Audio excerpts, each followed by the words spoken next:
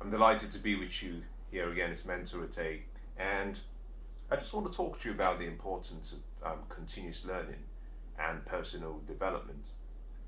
You see, every day you have to feed your body. Every day you have a requirement to provide a level of nourishment to yourself. Otherwise, you cannot perform at your best level, but also otherwise, you might get into a state of shock whereby the body starts to wither within, and eventually you could die. To grow, you have to feed yourself physically. In the same way, you've got to understand that we live in what I call three levels of understanding. We are spiritual, and therefore we have a spirit. We are physical, and we have a body. We are mental, so we have a mind. We use the mind in a different way. Some people call it the intellect. Some other people refer to it as being part of a connection with your soul.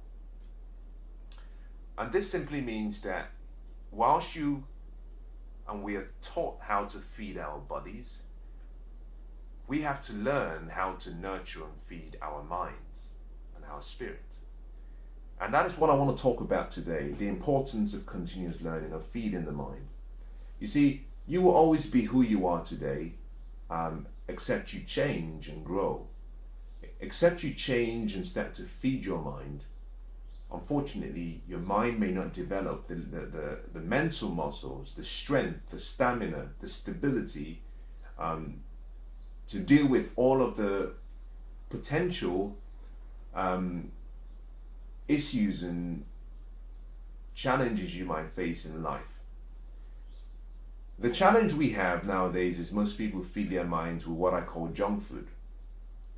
And if you think about feeding your body with junk food and junk food only, one of the things you come to the very quick agreement is that you will look out of shape, that your health wouldn't be very good, your well-being wouldn't be very good. As a matter of fact, there's a huge risk on your life if all you did was feed yourself with junk food. There's a place for junk, there is a time for junk, but it shouldn't be habitual. It should be occasional. In the same way, your mind has to be fed with good mental food. And what is good mental food? Well, good mental food is really about finding the information on the most important areas of life that help us fashion for ourselves, the good life. And by that I'm talking about health, happiness, wealth, love, joy, success, prosperity, money, abundance, purpose, wisdom. It's about finding the areas that help you fashion for yourself a good life and studying those areas. Continuous learning is a long life, is a passion of mine, lifelong passion of mine. And if I had a choice, if I had a wish, I would say that I would wish that everyone could have a desire to learn and continue to learn, because I genuinely believe that the key to your future is hidden in the level of wisdom you have. But to gain wisdom, you need information, you need knowledge. And knowledge is only understood through study. So the more you study, the more you understand. And the more you study and understand, the more you're able to apply. And as you apply, your experiences increase, your wisdom increases. So I want to encourage you to make a decision. This is actually a call to action. The call to action is every day you feed your body many times during the day. In many cases, most people feed their body 3 times a day, and those are 3 moments, defined moments. But in between those moments, we also have various things that we feed the body with: water, food, some nutrients, some multivitamins. But we always constantly give the body what it needs so that it can continue to flourish at its best. What I find strange is the fact that we do not put as much emphasis on the mind.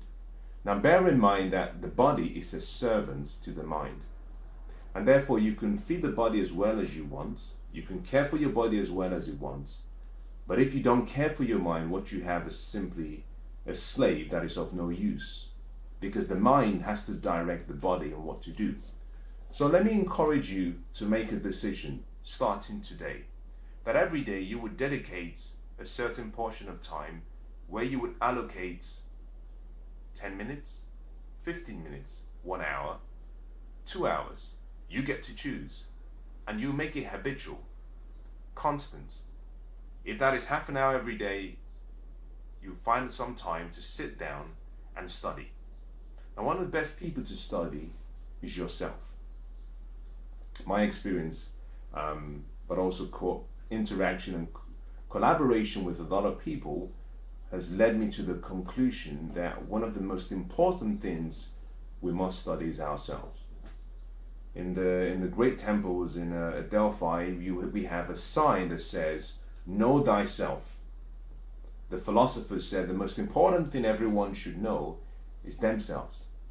Because if you don't know yourself, then how could you love yourself?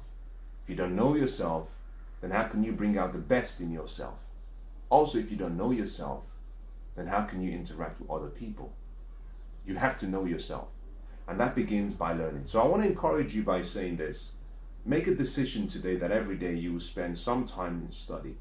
There's so many ways of studying today. I know you might have a busy schedule. Perhaps you can choose to do your studying through audio learning. You can have some recorded books, you can have some recorded teaching, some podcasts on your electronic device. And as you travel to work or from work, and as you go about your daily business, you can always have those very empowering, inspiring, motivational, educational videos and audio devices, audio messages playing, so that it's helping you renew your mind, because that is how you feed the mind. But it has to be something healthy. The occasional junk food is okay. The occasional social media gossip, the occasional social media interaction, the occasional entertainment is important. But it shouldn't be so habitual that it stops you from feeding the mind with good food. Your mind is your most important asset. Your mind is your most important gift. You have to protect it. You have to nourish it. You have to feed it so that it can grow.